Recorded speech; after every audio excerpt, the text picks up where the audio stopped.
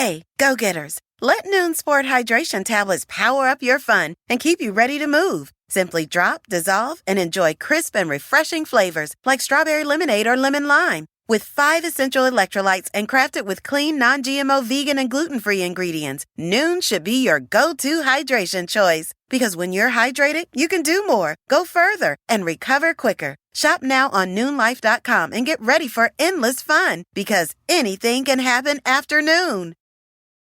Whether you're a morning person or a bedtime procrastinator, everyone deserves a mattress that works for their style. And you'll find the best mattress for you at Ashley. The new Temper-Adapt collection at Ashley brings you one-of-a-kind body-conforming technology, making every sleep tailored to be your best. The collection also features cool-to-the-touch covers and motion absorption to help minimize sleep disruptions from partners, pets, or kids. Shop the all-new Temper-Adapt collection at Ashley, in-store or online at ashley.com. Ashley, for the love of home.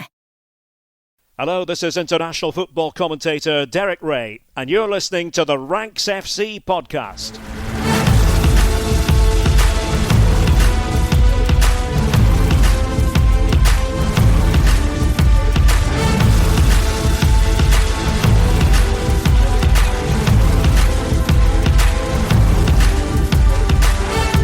Hello, Rank Squad, and welcome to Ranks FC. It's your favourite football podcast coming to you directly from Duisburg in Germany, or at least one of us is. My name is Jack Collins, and I'm out here in Germany for the Euros. I'll be your host today. And joining me back in London, Mr. Dean Jones, our transfer guru. How you doing, mate?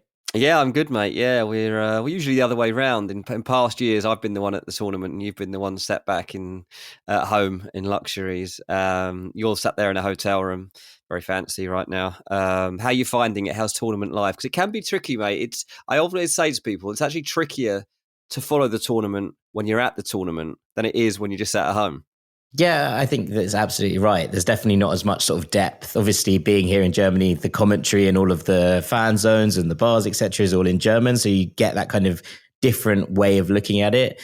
There are less times just sort of sat in front of it and being able to analyze a little bit more. And obviously, when you're around the fans and trying to get content around the grounds, especially, there are bits of it that, you have to sack off for travel, and you can't see everything. I've done my best to catch up on everything, so I feel like I'm across the tournament.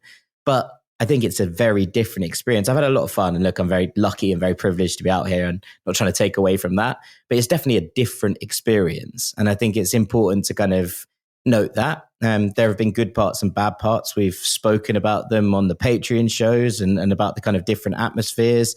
I've had a wonderful time. I was in the fan park in Cologne on Sunday when England played Serbia with a lot of Scotland fans. There was a lot of England fans in there as well, but it was all quite good-natured and all quite sweet. Obviously, you see what's going on in Gelsenkirchen, just 40 minutes up the road, and the atmosphere is very different and very charged. And obviously, there were massive logistical problems as well with all of that.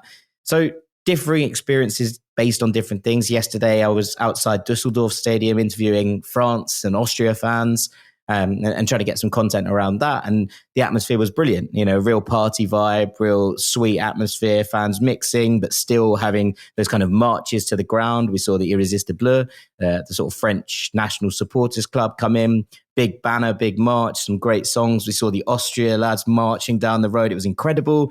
So much color, so much noise, so much excitement. But the difference, from atmospheres game to game is intriguing, I think, across the course of a tournament like this. Yeah, definitely. Yeah, you get a completely different experience from the one that you see from a broader perspective at home. But yeah, it's interesting, mate. Let's start by talking just a little bit about France, because today we're going to be getting into some listener questions which were posed on our Patreon on the Postbox. Usually we do a set Patreon episode every Monday where we take a Q&A basically, but we've decided to turn that into the main episode this week, so we'll get stuck into that. But first of all, the big news today, as we record this on Tuesday, is the fallout to Kylian Mbappé busting his nose up on Monday night. Current suggestions are that he will miss the group games. He's going to have a mask made.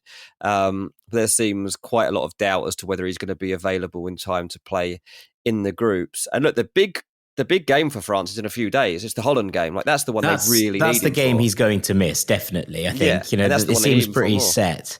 Well, it's going to be interesting to see. I mean, Big Johan is doing a job upstairs for the Netherlands. First, they played Poland without Lewandowski, and now they will be playing France without Mbappe. So he's decided it's finally the time for the Orange to win a tournament, I think. But yeah, I mean, look, it was one of those things that it just happens sometimes, right? I don't think there was any particular malice in the challenge. I don't think there was any intent of sort of breaking Mbappe's nose. And the physical nature of the game sometimes and those kind of duels means that, these things happen. I don't think we can be sitting here going, players should have been sent off. Kevin Danso should have, seen red for this kind of challenge. And yet it seems unfair that now Mbappe will have to miss a few games. But it's going to be interesting to see how France cope without him. Massive opportunity for Bradley Barcola, I imagine. Now, Deschamps might stick with the tried and trusted. He might switch flanks for Dembele. He might bring Kingsley Coman, who obviously is playing in his 4th Euros for France here. But there does feel like an opportunity for Barcola, who has thrived off that wing this season for PSG when Mbappe hasn't been selected or available. There does feel like a kind of real moment for him to have a chance to shine, to explode. And against this Netherlands side, especially if they are going to play Dumfries or Frimpong at right back, there's that question of, whether they're that defensively secure in that channel. That felt like such an opportunity for Mbappe to maybe score his first Euros goal. Obviously, that's not going to be happening now. Maybe it is someone with the kind of lightning feet and kind of poise of Barcola who can unlock that defense and actually take advantage of the potential defensive weaknesses in that channel. Yeah, absolutely that. It'll be interesting. I mean, look, it's not the worst thing in the world to sometimes have to do without your best player at an early stage and then bring them back into the fold. But obviously, you've got top place at stake here. And if Holland were to beat France, then you're suddenly looking at a very different journey towards the final. I know France don't really fear anyone, but they weren't on top form in that first game. And you want time to settle into your rhythm. So, yeah, a very interesting start to the team that many, me included, actually expected to win this tournament. We're going to start the Postbox by getting stuck into some England chat, and then we'll work our way through the groups over the next hour. It felt like a good time to do this. I know there's 2 games remaining, but at the end of this first round of games, obviously there's 2 afternoon or evening games, depending on where you are here this evening. We're kind of expecting Portugal to pull something out regularly. The big day of shocks felt like it was yesterday. Yeah. It felt like a nice time to be able to reflect on these first games and kind of what we've learned and do that via these questions. I thought it was a nice episode, Dave.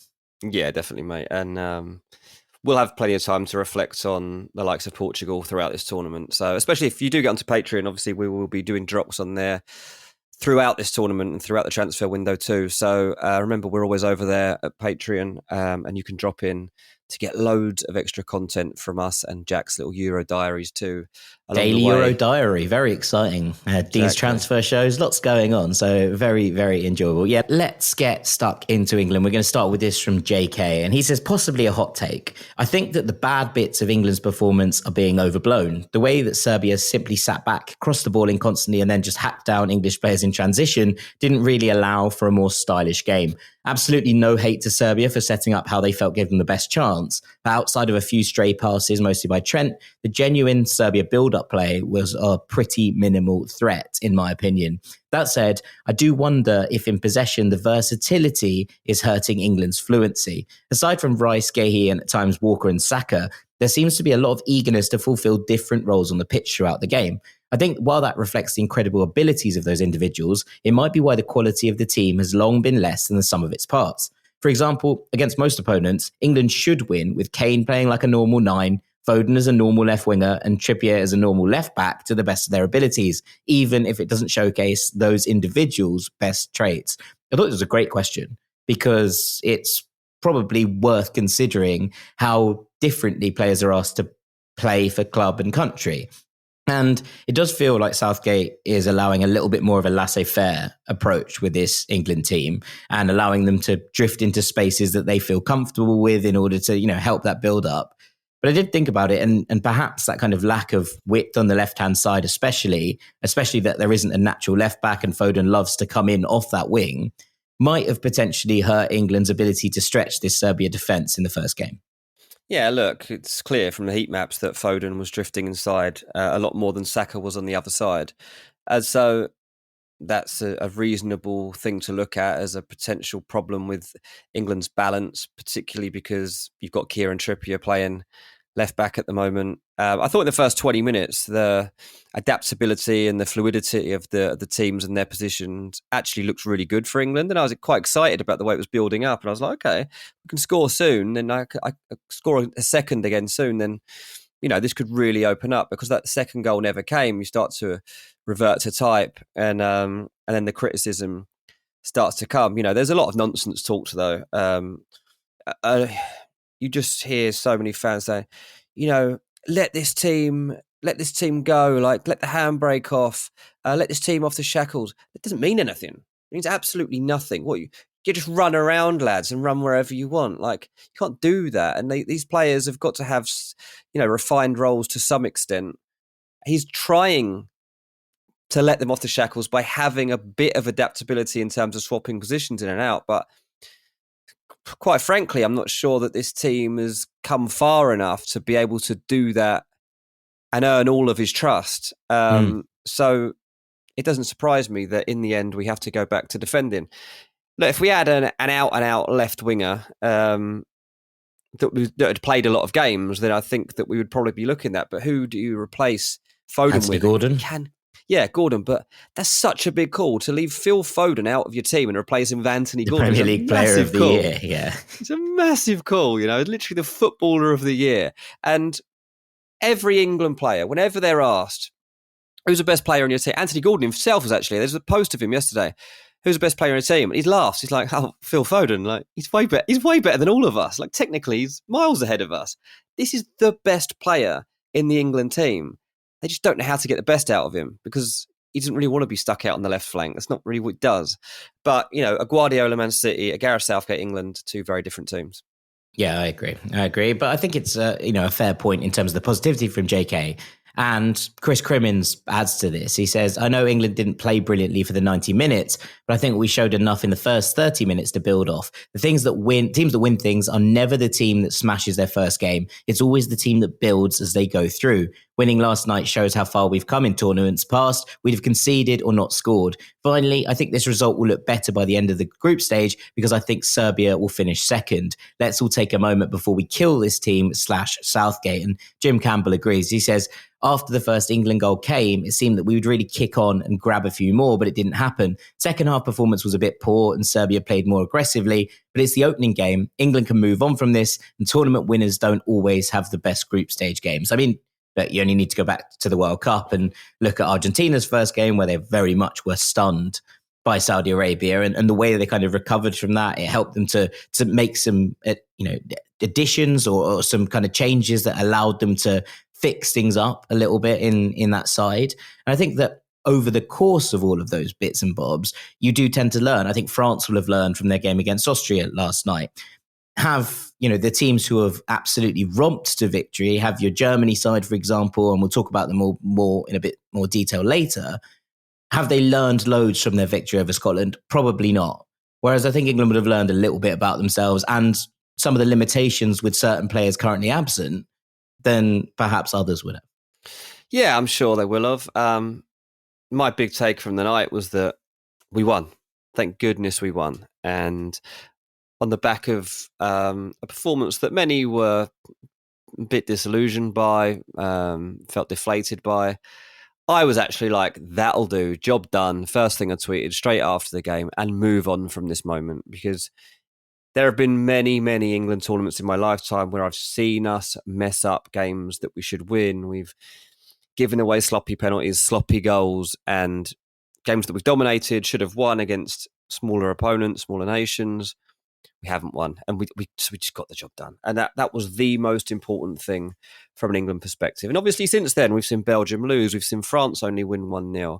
And already you're starting to think, okay, maybe it's not the worst thing in the world, but let's see what happens next. So, yeah, I totally agree. Like, I hate the fact that so many England fans are just willing to jump on the team and criticise the first moment they get. Like, what's the point? Just enjoy it, right? You're at an international tournament. You've got potentially 6 games more to go. Like, just enjoy the ride. Like, it doesn't matter whatever you say right now. Gareth Southgate's not listening, right? Just enjoy it. If Southgate's not good enough across this tournament, he will be gone, right? And that's fine. Like, if he doesn't succeed at this tournament, he deserves to go. Like, someone else deserves a crack. This isn't Gareth Southgate's job forever. He doesn't deserve that. He's not that good. But he has taken us to semi-finals and finals, which is more than most managers have done, even with a golden generation. And so I'd say let's see if he can learn from the problems in that first game. And look, we'll go into some of those now. Yeah, 100%. I mean, look, I would add it's an incredible privilege to be going to an international tournament. I would kill to have Ireland here, right? And there is that. And I know the expectations. The right team to support, mate. You could have. Well, you know what? It is what you feel, as they always say. So I haven't done this because I was like, this will be an easier ride. It's unfortunately not how it works. But look, you're right. And Robert says, is it time to have an uncomfortable conversation around Harry Kane? His instinct to drop deep and receive the ball worked for England teams of old. With all the recent talent in the squad belongs to the attackive/creative core. It almost seems like Kane is not used to having teammates who can find him closer to the goal. Going forward, do England need to look for a different option up front? Should they play more direct-to-goal wingers, or should Watkins or Toney play at the same time as Kane? This is a really interesting question. And I think that when you examine how, one, this Bayern side have obviously struggled a little bit this year, that's nothing to do with Kane in terms of his goals have been remarkable. He has carried England for some time, I think, in terms of what he's produced at the top end of the pitch. At Tottenham, he was very much seen as the main man. There are now players around him for this England side that maybe do have that, step up in terms of creative talent. And we're talking about, players of the season in the Bundesliga, in the Premier League, in La Liga as well, with Jude Bellingham in there, with Phil Foden in there, with Bukayo Saka in there. There's a lot of talent, but there's a lot of talent that also is creative and wants to make things around those areas. If Kane needs to adapt his game slightly, I have every faith that he'd be able to do that. But I do think it's probably something worth considering at this point. Well, I think he's played a bit differently since he's been at Bayern Munich anyway. I think that his game's changed a bit since the days when he was at Tottenham and having to do every single job in the team. And I think that his role with England is changing too. I mean, he didn't used to have players who could link up play as well as they can now. You didn't have players like Jude Bellingham and Declan Rice who could join everything together as neatly and efficiently and effectively as they actually do. So no, we don't want Kane coming back and doing all that stuff. We want him close to goal. We want him converting chances. And when I see stats like, well, he only touched the ball twice in the first half, I don't care. I don't care if Harry Kane only touches the ball once in a half, once in a game. As long as that moment is the big chance that ends up in the back of the net. And he got one big chance. He really couldn't have done much more with it. It was a brilliant header. The keeper's done amazingly well to actually keep it out and push it against the bar. But I'm completely comfortable with barely seeing Harry Kane for 90 minutes because I know that in the moments that count, we have pretty much the best number 9 you could hope for. And I think my dad said this to me. He's like, I think I'd leave out Harry Kane for the next game. Mate, I nearly punched him. Lucky it was Father's Day. It was like ridiculous. This is what international tournaments do to people. People punching their own dad. What are you talking about? You do not leave out Harry Kane for even a minute if you can help it, because he is the best at what he does, which is scoring goals. Look at his goal scoring record for England, for Tottenham, for Bayern Munich. It is absolutely outrageous. Now, if you're looking for a different option to go, I appreciate maybe you want more direct-to-goal wingers. Like, that sort of stuff is fine. But I also say bring in players. But also that comes back to the Phil Foden conversation, because how do you make that work? But look at what Jarrod Bowen does the second he comes on. The way that he tries to make chances, the way he did make Kane's chance. That was a different way to goal than we were looking at before. And that's something for Gareth Southgate to actually consider, because a few of these players, maybe Toney, certainly Jarrod Bowen, that wouldn't have been the popular pick, can actually fill a good role. Maybe Anthony Gordon too. Like, they, for club, are very effective and efficient. And I'll keep using those words because I think that's exactly why Jarrod Bowen's actually made it to this tournament. Because when you consider the opportunities that he gets per game at West Ham compared to what most of this team get at their club level, it's not as high. And Jarrod Bowen typically has a very, very good rate around the 18-yard box of scoring and assisting. And I think that's why he's in this team, because he wants to bring off people off the bench who he knows just need that 2 yards of space, that one decision to make, and they make the right call. And that's why these players are there. Yeah, finishers, as Gareth Southgate and Eddie Jones, as well, and Robbie calls them. Right, couple more just to reel off for England. Brant Cole says, Saka shutting up all the haters this weekend. You absolutely love to see it. I mean, brilliant performance from him down the right, I thought. And Clack says, why is everyone trying to force Trent into centre midfield? It clearly doesn't work. I know you've got some thoughts on this, DJ. I don't like it. I've never liked it. I mean, I don't mind it time to time if he wants to do it at club level and maybe even for England time to time. I think that when you get deep into a tournament, it's going to cause problems. I just think that I personally would rather have Conor Gallagher in there. And I know loads of people will be like, what are you talking about? Conor Gallagher. So, yeah. I'd rather have Conor. If this is how Gareth Southgate team works, Conor Gallagher is absolutely perfect for it because he ticks all of the boxes of what Gareth Southgate wants in a player, how he looks after the ball, how he tries to win the ball, and all of these different things. And Trent does not have the top level experience of dealing with receiving the ball in these moments, in these areas, in big games. And you see, the only big chance that Serbia had in that first half is a giveaway from Trent. And I don't want to go over and over and over it and, the rest of his career, but it seems to be happening at the moment for him since the game happened. But it was a big moment and it could have cost us. And that's just against Serbia. So what happens once you get deeper into the tournament and you are playing the best teams? They will make that moment count. I don't know if Gareth Southgate will stick with him. He's been pretty selective in his words when he's been asked about whether he's going to be in the team going forward. Basically said he's going to keep his options open. But, I think I identified it from the start. The two major flaws in this England team that could cost us a run are whoever the third midfielder is and that left side of centre defence problem that we've got in that they're not communicating as you do. They don't know each other that well and they're Trippier's out of position. That's the problem we've got. Well, I think it's interesting. I actually think it was the right call for this game. I don't mind it for that game. I just hope he's not like... I don't think he should play against Denmark, I'll be quite frank. It's fair. I think that if England are lacking a genuine left-sided option and Kyle Walker is playing right back, which I think he probably had to do here, considering that the way that Serbia were going to try and stick the ball up to the back post to attack, I think that you probably couldn't have had Trent at right back in that moment. We've seen Alexander Mitrovic do that against Trent before. So you have to get something, that defensive line has to work. And obviously England are kind of forced at the moment by Southgate's selection to play an unfooted player at the wrong side at left back, right? Fine. So where does the creativity and where does your own kind of box come from? I think in this game, allowing Trent to kind of stick those balls into those areas from that right-sided pocket, if you will, makes sense. Do I think it should probably be the answer if you can later in the tournament or you are playing a different side and you can maybe justify putting Trent in at right back a little bit differently? If you can justify having Luke Shaw back in and he's fit, suddenly that direct changes on the left-hand side, then maybe you look at bringing something different into that centre midfield role. But I think it's a fair point.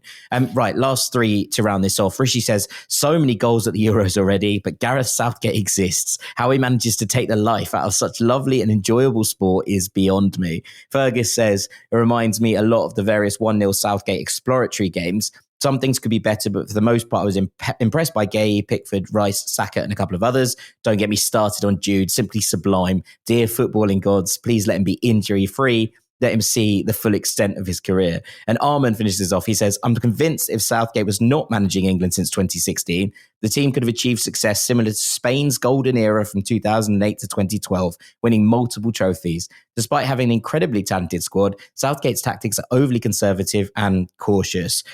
I mean, I'm sure that Didier Deschamps is somewhere laughing, but I can understand why these things are being thrown around.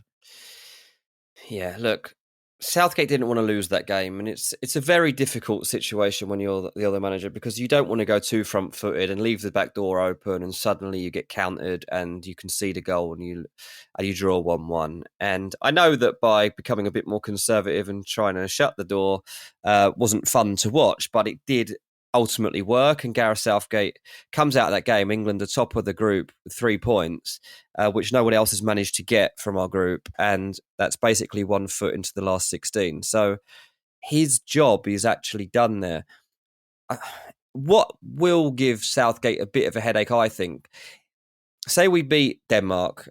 If we do beat Denmark, I think it's going to be a narrow win, right? I don't think we're going to go and blitz Denmark at the week on Thursday. But I do fancy us to win narrowly. Now, if that happens, you then go into the final group game against Slovenia with your place already sorted.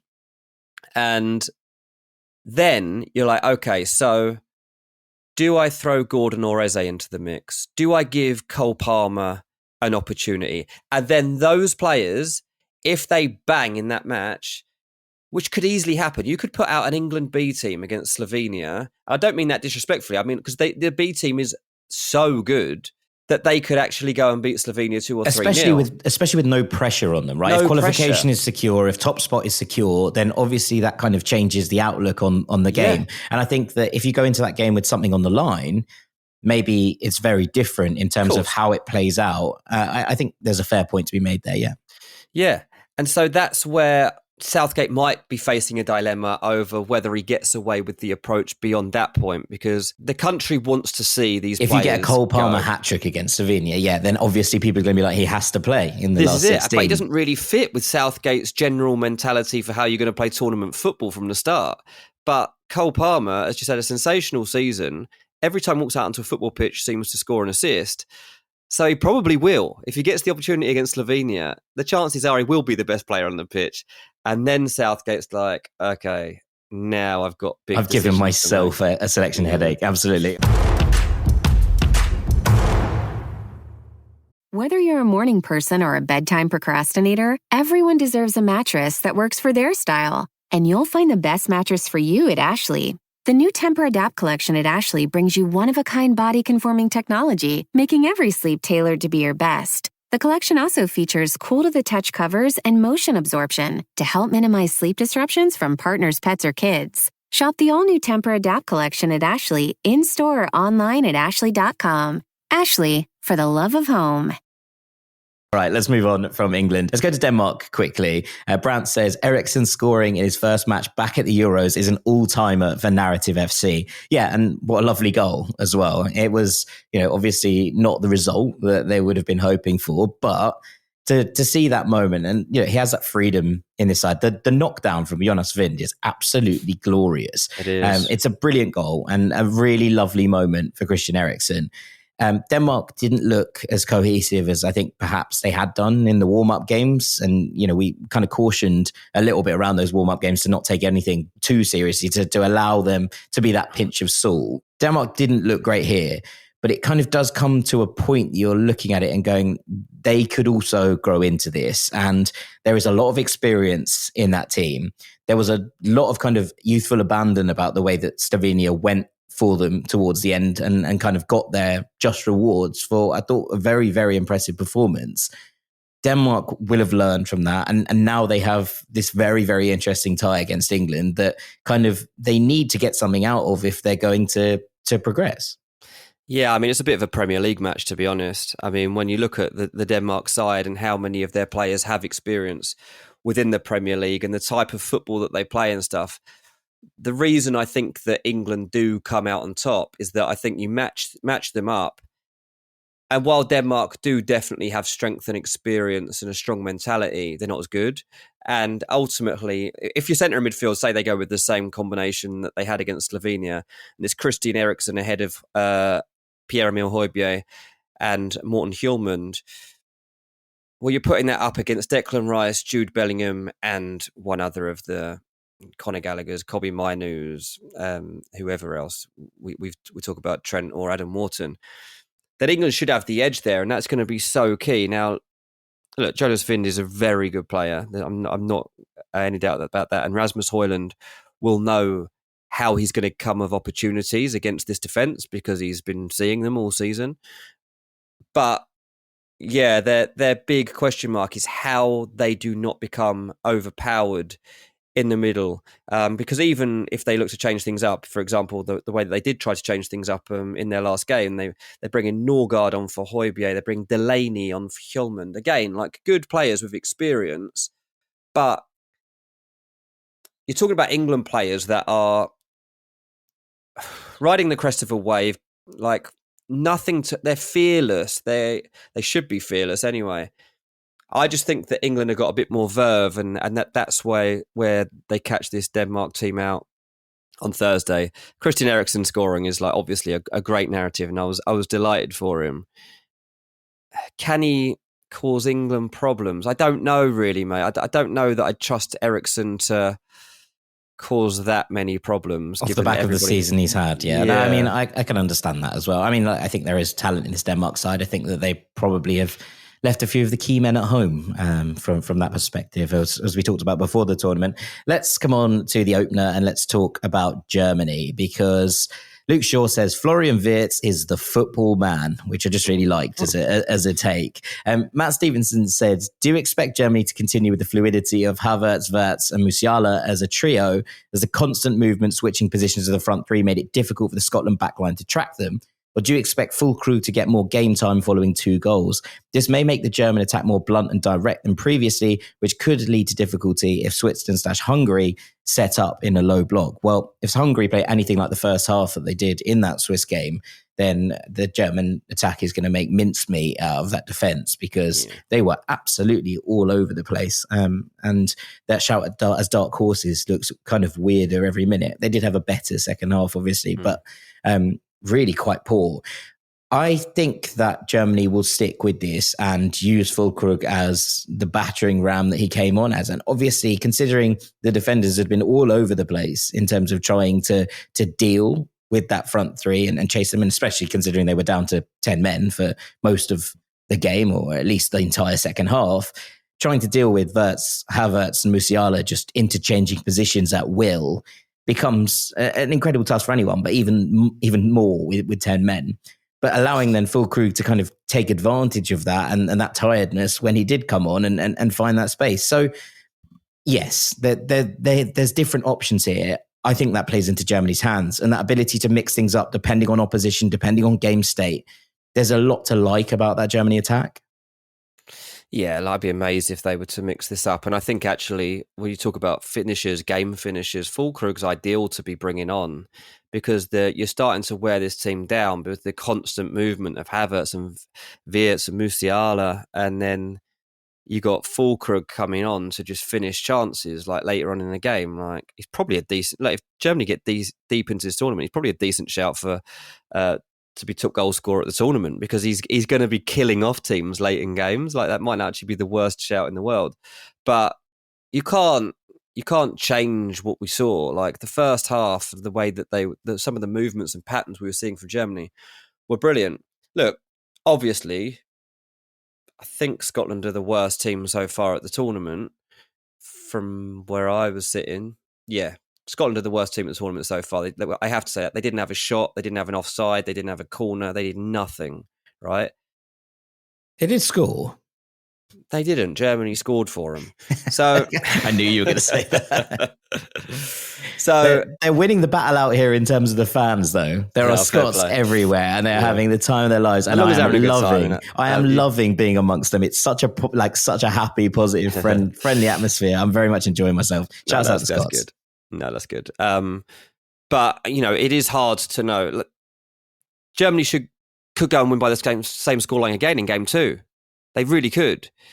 Again, in my Euro fantasy team, I didn't know if I needed Musiala or Wirtz, so I went with both.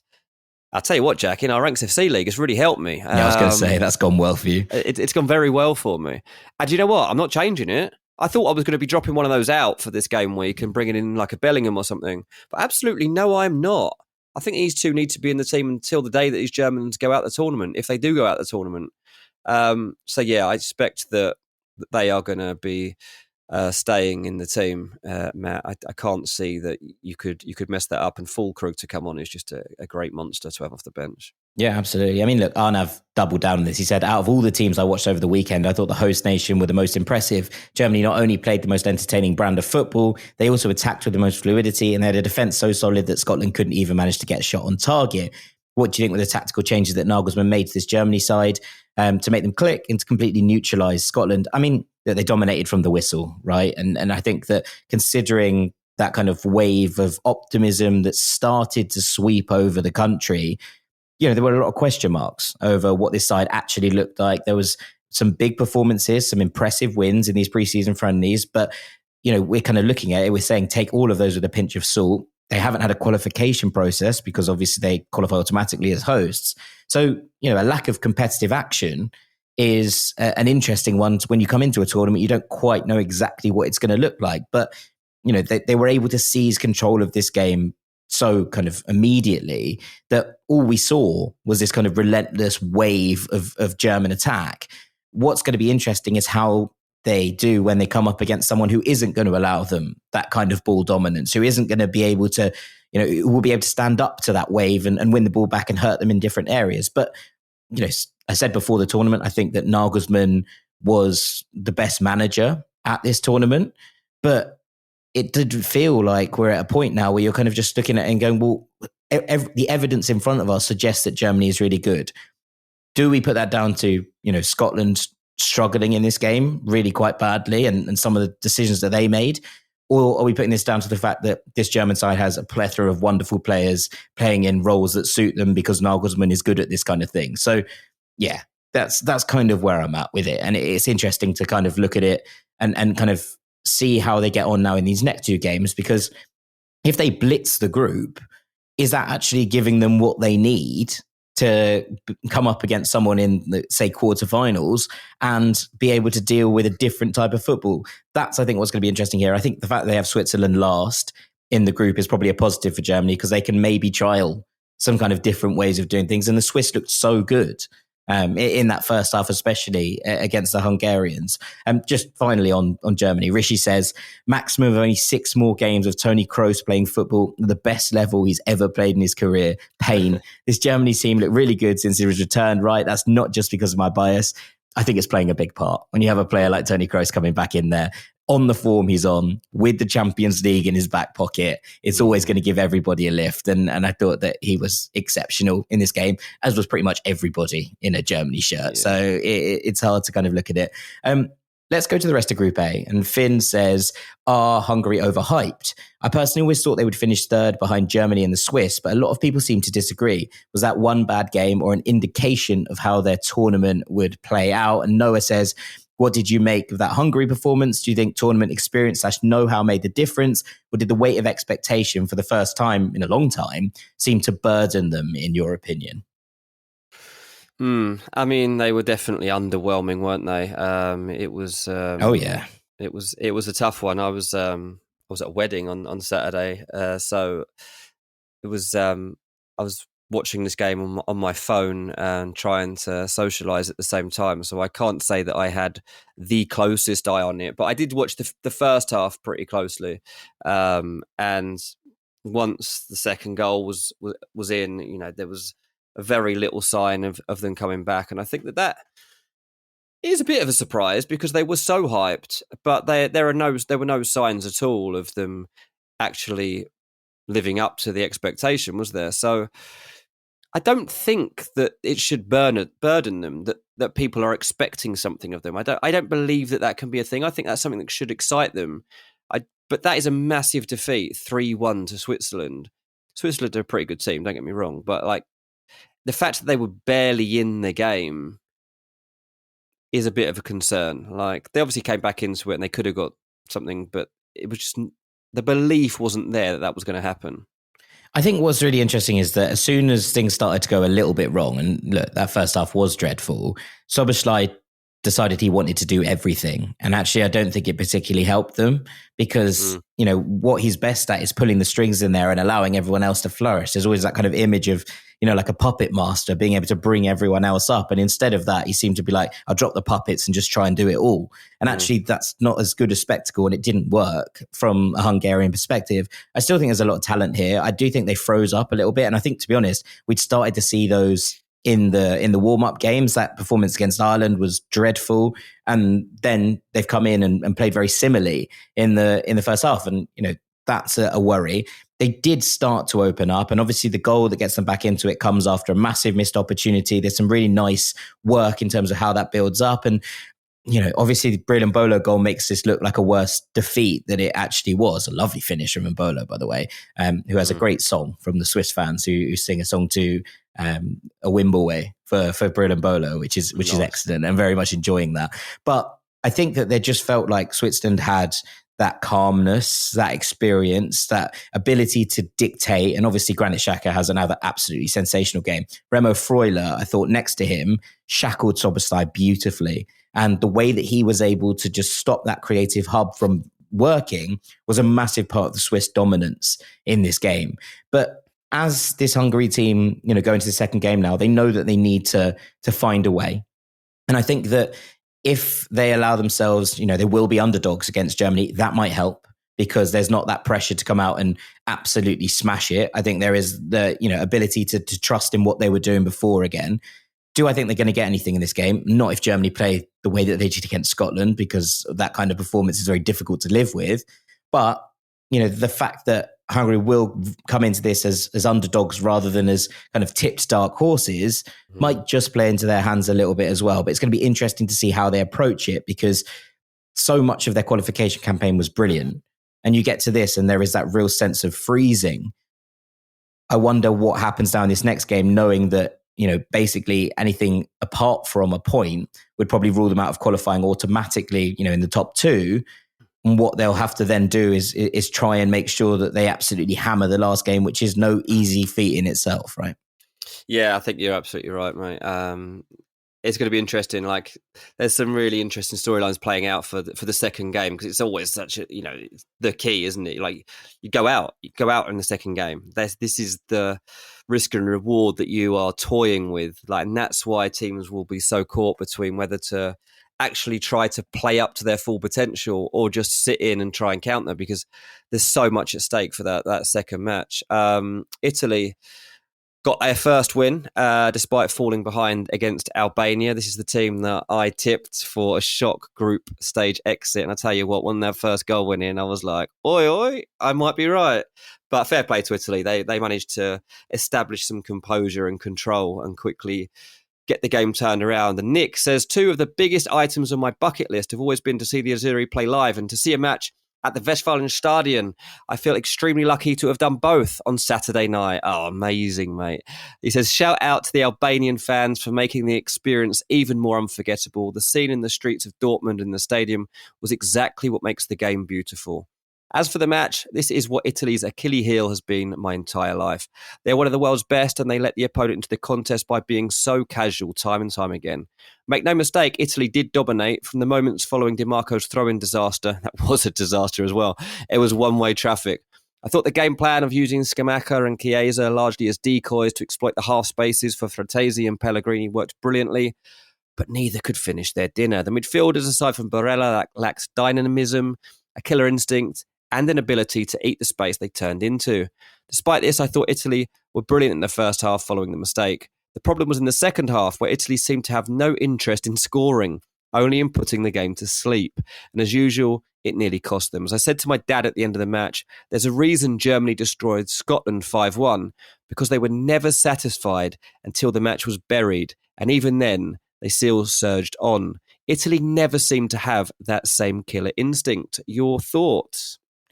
I think that'll come under Spalletti, because we saw what he did. And look, we spoke about him at the start of the tournament saying, has he had enough time with this side? That doesn't mean the expectations are any lower, because Italy are defending champions and obviously one of the biggest and most successful nations in European history. So we're kind of looking at a space where you're kind of like, everyone expects Italy to deliver. This is a young team under Spalletti. And I don't necessarily mean that in terms of the players' ages. I mean, in terms of how he's going to shape them up. But I thought a lot of it was really, really good. And I think there's space for Italy to grow as well. I thought the way that Calafiori stepped out of defence and allowed those spaces to open up was sensational. And, we're talking about Frattesi and Pellegrini here. Yes, they had bad games in terms of end product, but we know that both of those players can deliver on the big stages because we've seen it. So if Italy continue to make those kind of chances, create those kind of opportunities for these kind of players, I can only think things will get better from here. And actually, having watched them and, when they go behind here, you're a bit like, oh, as you say, a lot of people tipping Italy to have a shock exit at the group stage, or at least to struggle at this Euros. Instead, they kind of really rallied, they came together and the plan worked. I was impressed by a lot of it. And yes, okay, there maybe wasn't that killer instinct to finish it off once the game went to 2-1. But equally, there is a belief in that defensive line that they can hold out. And we've just spoken about England in the same kind of vein. We've spoken a little bit about France in the same kind of vein as well. I think that Italy were, get through the first game, get the win on the board. That probably guarantees you at least a third place spot. You're in a decent spot at that point. And I think it's going to be intriguing to see if Italy can now kick on from that now that maybe they're a little bit safer in their game, or how they face up to this Spanish side, who we'll talk about a little bit in a minute. But yeah, I thought a lot of it was really, really good, and I was impressed with Italy. Yeah, they were good at carrying out what they wanted to carry out. I think that we have to leave it at that for now, and it's a game one win, which, as I say, a lot of people, me included, were doubting was possible. Brandt says, is Nicolo Barella the most underrated midfielder in the world? Granted, I don't watch much Serie A, but every time I see him play in the UCL or for Italy, he's brilliant. I feel like the only person I know constantly putting him up there with the likes of Kroos, Modric, KDB, Odegaard, Bernardo is our very own Jack Collins.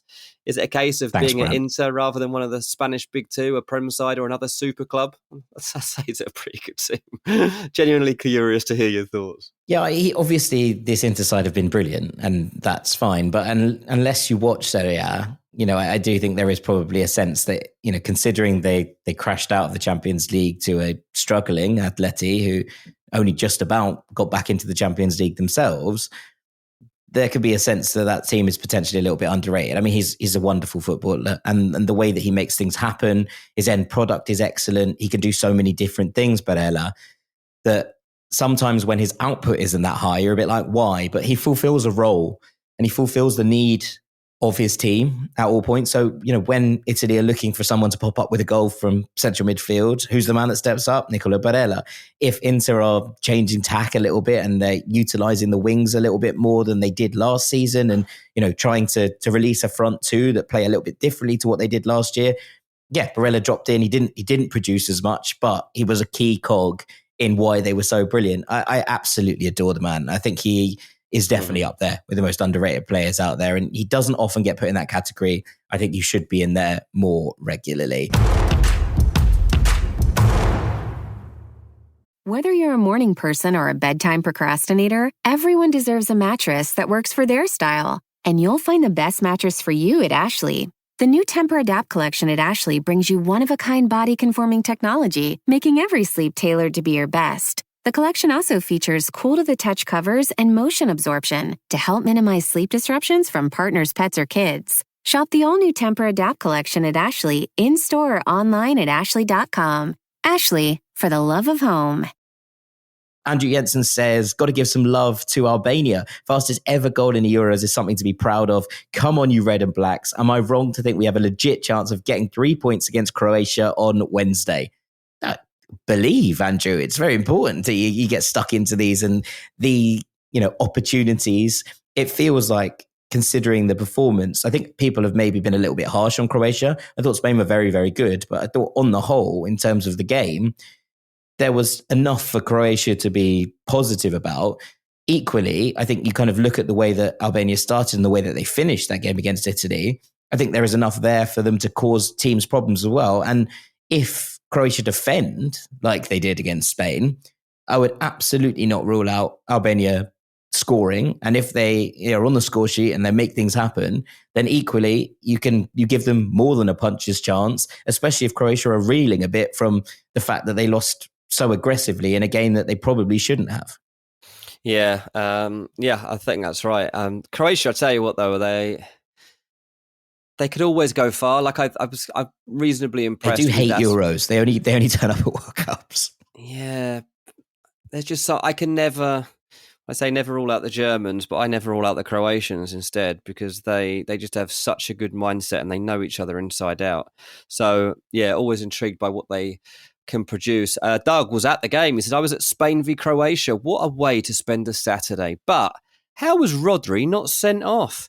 Yeah, it was a bit of a surprise to many that he managed to avoid a red card in that game against Croatia. Obviously, Spain did manage to get off to a good start. And I'm very content with what I saw from Morata, as after what I said in the preview, I have to say, Jack.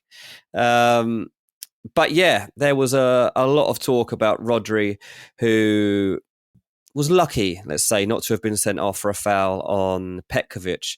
But I think by the rules now, he was saved, wasn't he? I mean, saved by the rules, I guess, sounds stupid because the rules are the rules, and what you're not saved if you haven't broken a rule. But in the past, I think it would have been a red. And the way things are now, he's got away with it. Yeah, I mean, that it's very much kind of, this is actually rule book number 13A.3. But it is what it is. He probably should have been sent off. You're absolutely right.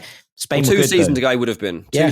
That's the facts. He would have been. But because they change the way that it's deemed now, if a player is deemed to have made a natural attempt to win the ball, then you're all right, basically. Yeah, weird one. That didn't used to be the case. Yeah, 100%. Randy says, been a fan since the start of 2020 and finally got onto the Patreon. Let's go. Oh, it's good to have you, Randy. It's great to have you. Anyways, opinions on the best fullback partnership in the last season, Grimaldo and Frimpong both being benched. We'll talk about the Netherlands in a second, but Grimaldo not starting on that left-hand side, I think would have been a surprise to many. Cucurella getting the nod. I thought, to be honest, Cucurella did pretty well on that left-hand side, and I wouldn't be surprised to see them interchange throughout the tournament.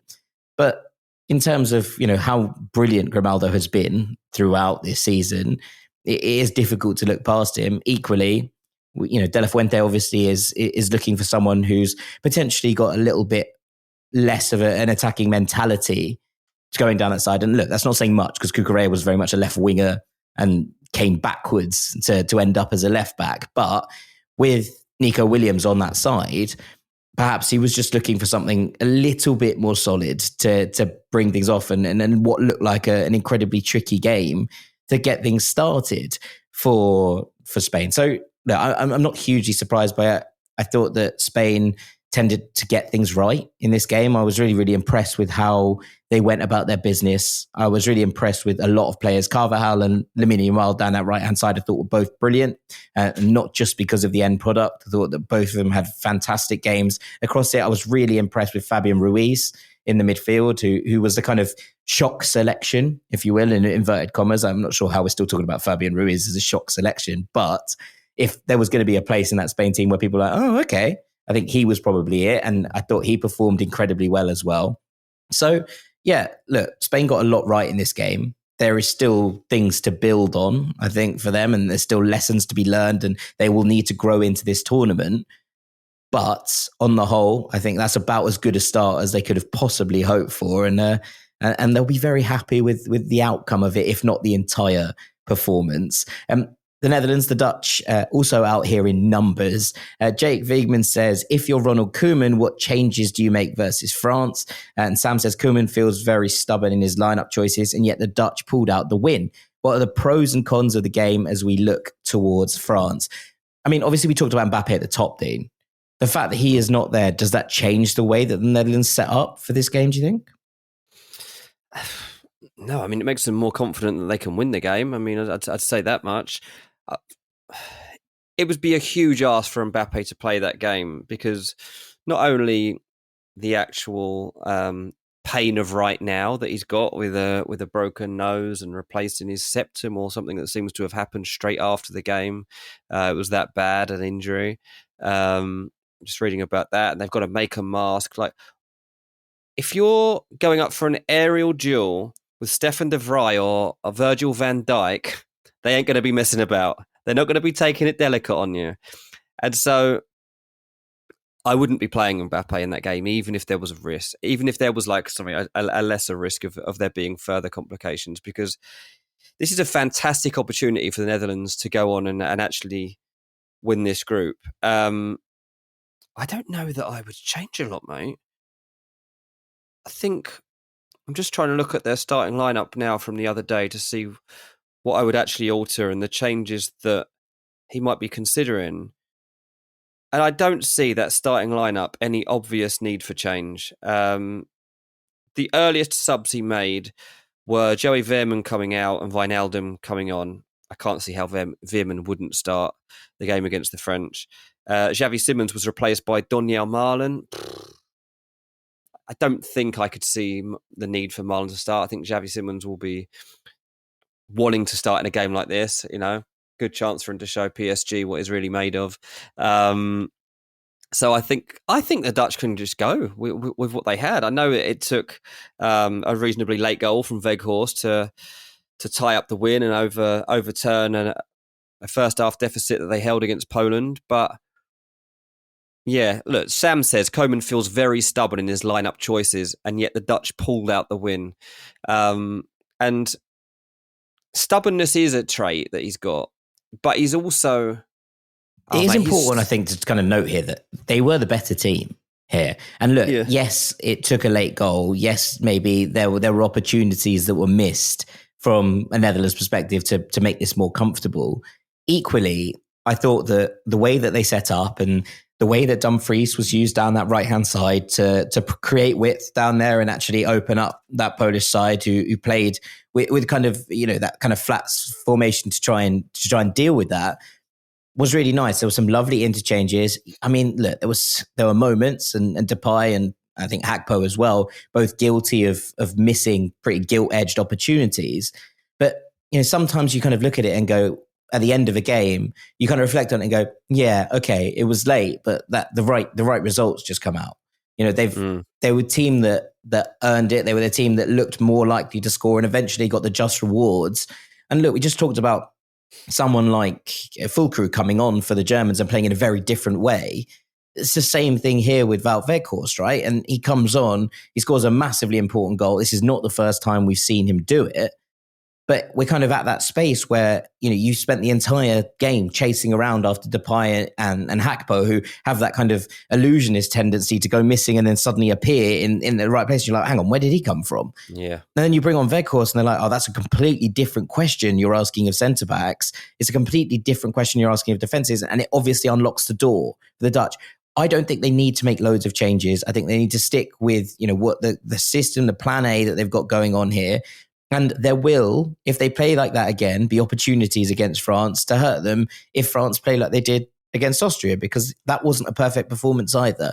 I'm really looking forward to this game. And I think that when you kind of take it all in one kind of hit, there is this big kind of feeling that the Dutch are being written off by loads of people. And look, that includes me at times, because I wasn't sure under Koeman if they could go, and I wasn't sure why he wasn't playing with this three at the back system that seemed to get them best out of a lot of these players.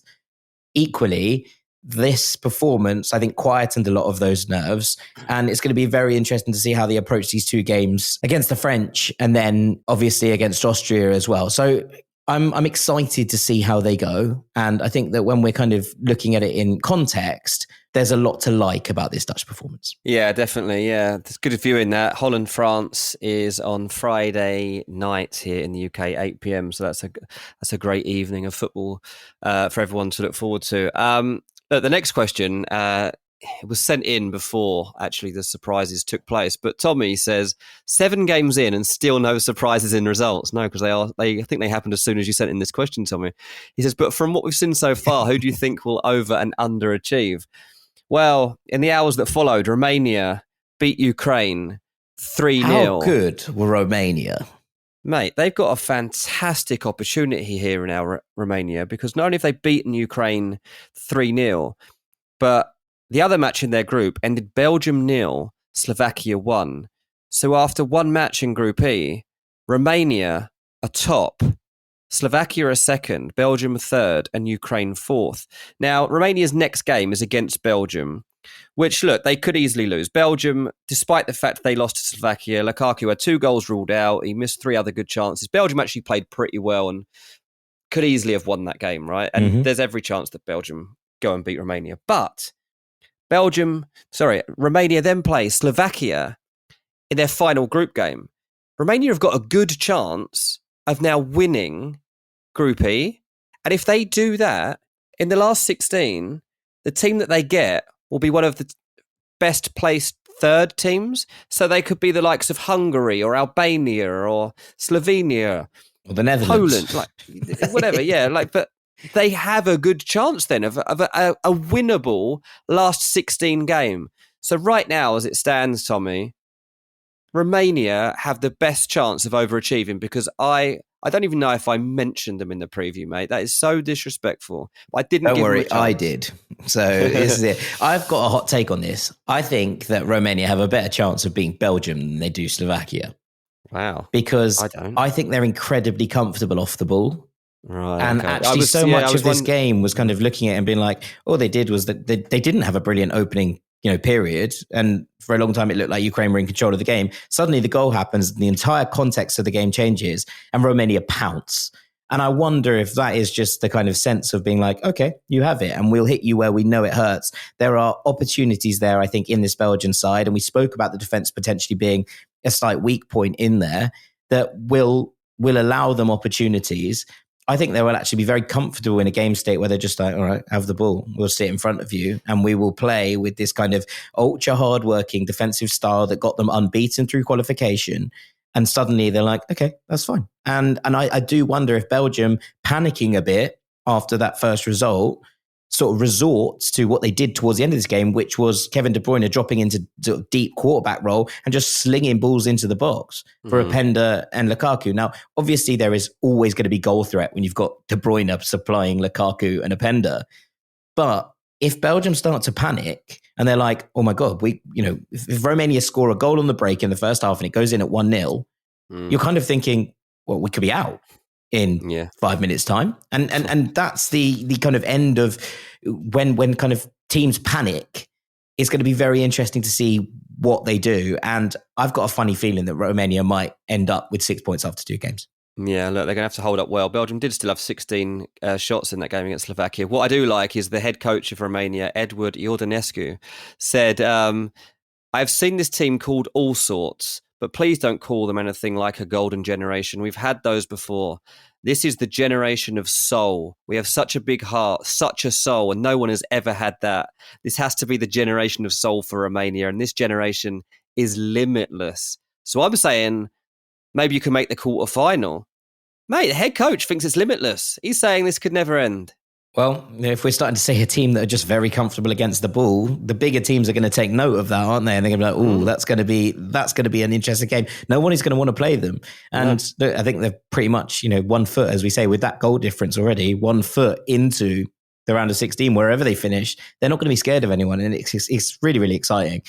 Right. Jonas Seresny says, what a great start to the Euros. God, I love international football. However, there is one terrible thing about it all as an American. Fox Sports. Who was the genius that had Alexi Lalas running halftime shows? Poor Peter Schmeichel and Giorgio Chiellini. The worst thing from the weekend. Hungary versus Switzerland wasn't being shown anywhere apart from Fubo. What is going on? Also, during the Spain game, all anyone could talk about was Lamine Yamal. Yes, the kid is amazing, and yes, he played well, but you don't need to speak about him or anybody 50 times in a match. There was no talk about Carvajal's first Euro performance, near man of the match, by the way, absolutely agreed. Nico Williams, Fabian Ruiz's PSG resurgence, etc., etc. It really bothered me. Sometimes it's just terrible to have ears. One other thing that really bothers me is social media during these tournaments. I know I do it to myself by scrolling, but why does every conversation and post have to be about comparing players or hating? Just enjoy the football. I truly wonder if a lot of these people even enjoy it. Anyway, what match are you excited for on match day 2? I can't wait for Netherlands against France. Have a good week. Enjoy the footy. Enjoy Germany and bring on the copper. Yeah, absolutely. It's about to get madder. It's about to get madder in here. It is, yeah. We've got a lot of football to watch from later this week. But look, he's right. Why do people bother watching if they just want to moan after every game? Like, what is the point of watching football? What game am I looking forward to? We've already talked, obviously, about Holland v France on Friday, which is the most interesting one, and the fact that Romania could really shackle Belgium and send them packing.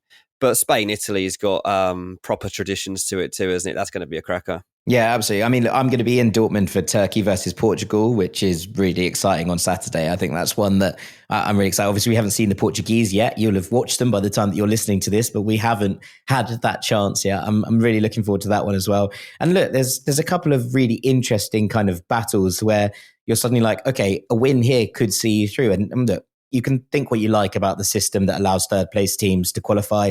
Personally, I'm not a huge fan of it. And actually, I would expand the Euros to 32 teams. I know that's not particularly popular opinion either, in terms of some of the teams that qualify not being up to scratch.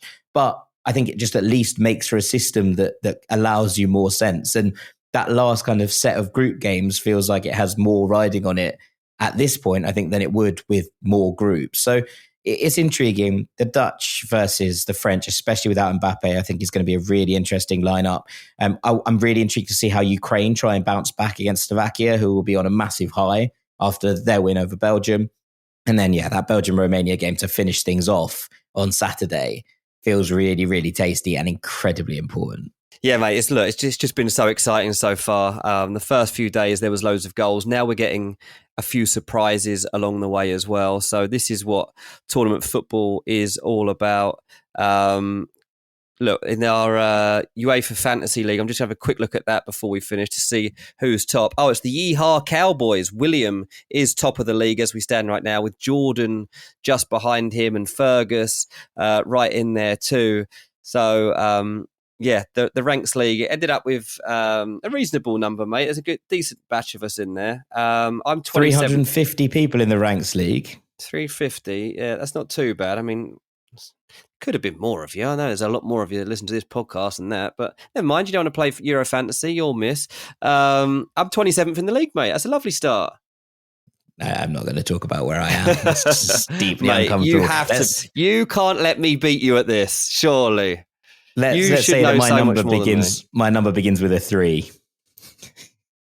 Is it in the 30s or the 300s? No, it's not in the 30s. Oh my days! I do have 4 players. For Ranks FC. I do have 4 players left to play. So it's the only kind of saving grace of this one. I'm going to go top of the league, and I mean like the whole Euro Fantasy League if these 4 bang tonight. I really need Portugal to win by a lot of goals this evening and not concede. That would really, I think, help things out a little bit. But people will be see. laughing as Portugal have just been held 0-0. Absolutely. Yeah, and with that, I think it's probably time to call it a day. It's been lovely talking through all the bits and bobs of the Euros. We'll see how we go. We might be able to do a couple more things next week and change it up a little bit. But I'm excited to see these last couple of match days. Thank you very much for all of your questions. Shout out to the Rank Squad on Patreon for providing such thought-provoking questions. Thank you very much to Mr. Dean Jones. Cheers, mate. I've been Jack Collins, live from Germany. I hope you've all enjoyed this episode. I am off to go and watch Turkey, Georgia. There's loads of Turkish and Georgia fans in the area where we're in. 2 of my friends are already up there at the Westfalenstadion to watch that one. The atmosphere, I imagine, is going to be absolutely amazing. Georgia's first game in a European Championship. So they've already won just by qualifying. But for now, from us, thank you so much for listening, and we'll be back very, very soon. Take it easy, gang. Peace. The living room is where you make life's most beautiful memories. But your sofa shouldn't be the one remembering them. The new life-resistant, high-performance furniture collection from Ashley is designed to withstand all the spills, slip-ups, and muddy paws that come with the best parts of life. Ashley high-performance sofas and recliners are soft, on-trend, and easy to clean. Shop the high-performance furniture in-store or online at ashley.com. Ashley, for the love of home.